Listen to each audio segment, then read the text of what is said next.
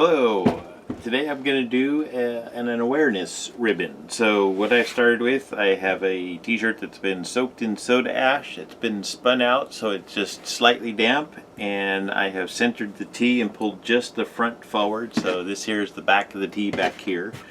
We're just folding the front today, and I do have a video on centering a T if you need to go back and watch that one.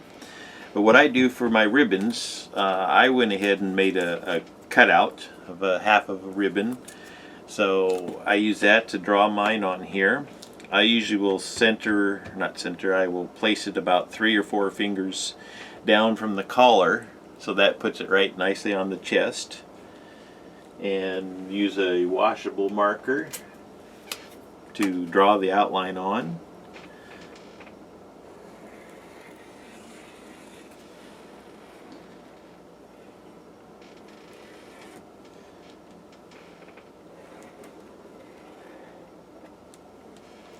And then we'll start folding. Just to make things easier, what I usually will do is fold this over. So I'm basically lining up these lines. Let's see if I can zoom in just a little bit. Lining up the lines on the tail right here. You can see that those are just about even. So if you kind of position that, then you can redraw that line on there, on this outer part, and I can kind of see through the shirt here, so I know where that line is. But if you need to, you can lift it up, and that just makes for folding easier, because then I can just do one straight fold here instead of trying to go up and around that whole tail there. So let's see if we can zoom in a little bit so you can see the folding. I just do accordion folding on this, and I usually will start up at the top, and I do maybe, I don't know, I guess that's about somewhere between 1/4 and 1/2 inch fold there, and then I'm going to just lay that fold right down. That's the easiest way to get it lined up and pick up the next one, so that your lines are kind of touching here in between. So you just have to be kind of precise with your folding. You want the lines to continue to line up straight across the top here. So you just keep folding it down, and I keep adjusting so that the next part of the line that I'm going to line up is kind of straight with this here. And whether you lay that down or you reach out and you pinch it just a little bit there. Let's see if I can do it the other hand. So if I pinch a little bit of that, one of the main things I'm trying to do is keep the height of my folds the same, so this here is fairly even there. And then the only other thing is trying to make sure that that's a nice straight line across there. This one here I'm not going to worry about until we're done, but you can see that it's already starting to kind of fold itself up there. So we'll just keep folding this. See if I can keep my hands out of the way.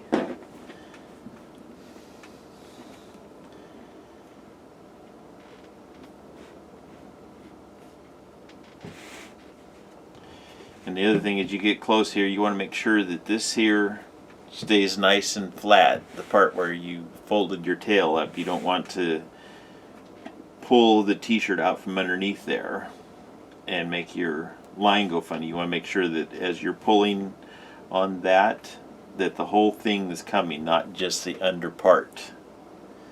And once you get to that last part, then I fold that up, and then I just you have to kind of work it around. I do a little bit of a twist here to fold that down so that this line goes straight down and lines up with all the rest of them. Now of course this one here is going to be thicker because we have 2 layers in there, so you just want to be careful that you keep those folds in there.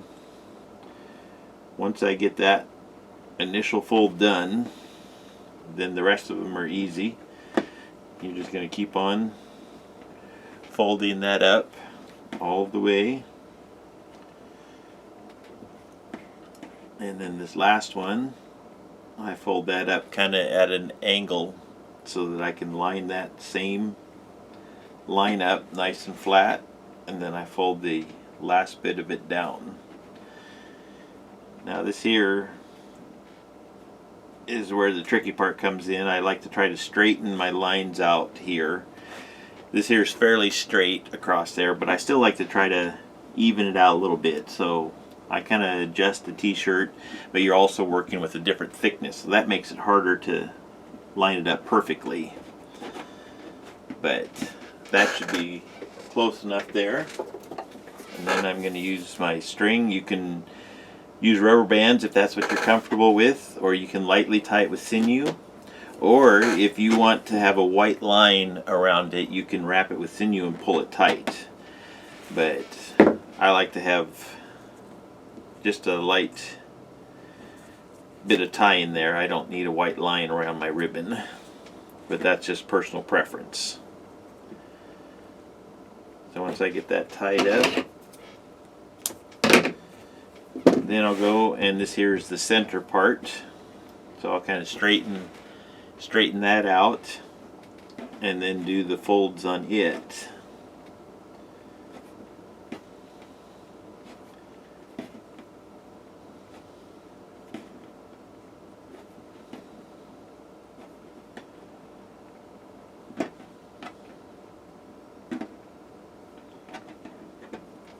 Alright, and then I do another tie on it.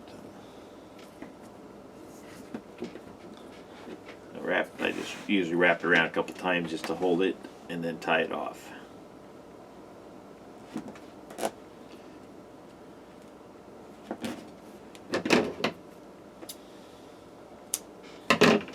And there's your ribbon. Like I say, now for the rest of the tee, what I'll usually do is scrunch it up. So where this here was folded over, I'll go ahead and flatten that out a little bit. I've taken both of the, let's zoom back out here. I've taken the two sleeves and stuffed one inside the other when I did the centering on the shirt here. So I'll lay that down, and I'm just going to do just a basic scrunch on this. But one of the things you can do, and like I say, this here is all preference now and how you want to dye it. You can gather it up all the way with these folds, and you can make rings around your thing, but I prefer to do a scrunch, so that's all personal preference. And then it's a matter of picking the color for your ribbon. Each color represents a different disease that they're trying to bring awareness to. So make sure that when you're making these, if somebody specifically has requested it, check to see what color they want the ribbon to be so that you can put the appropriate color on. And let's see, we'll straighten this out just a little bit. I'll put a couple twists on this here just to keep it nice and flat, so that also that it doesn't pull around on me. And then this here is ready for dye.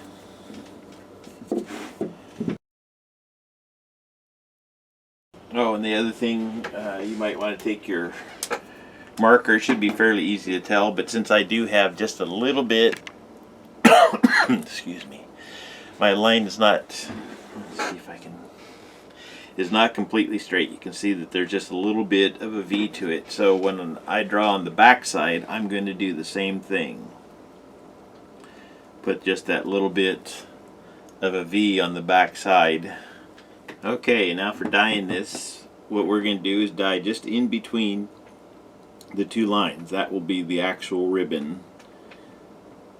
So I'm using one of my little bottles here. This here is one of the bottles I got off of Dharma. If you do a search for metal tip bottles, you'll find these. They come in quite handy when you're trying to do little work like this. So this here is my actual ribbon that I'm dyeing, and then I'm going to dye the rest of the shirt in a light blue. And then I'll probably put a darker blue over top just for some contrast. And you want to make sure you squeeze just a little bit of extra dye into this part here. This here is where I folded the tail up, so it's got double the amount of fabric there. So I usually will make sure to add just a little bit of extra dye there so that you get a nice consistent ribbon.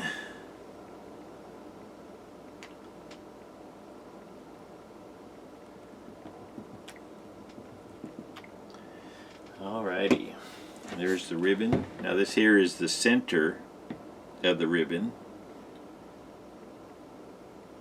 So we'll drip some dye on there, and then on the rest of it. And this is something that I'll put dye on, and I'll leave just a little bit of a space there and let the dye spread on its own, and then I'll come back later and add some more dye in there if it hasn't spread all the way. But if you put both of them right up to the line, then you risk having them, both of them, spread into each other, and that just kind of makes for a mess.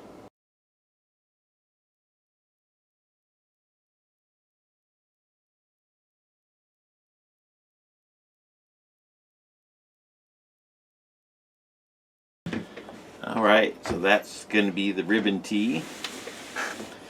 After I get this washed up and everything in a couple days, then I'll put the picture at the start of the video. But that's how you do the ribbon.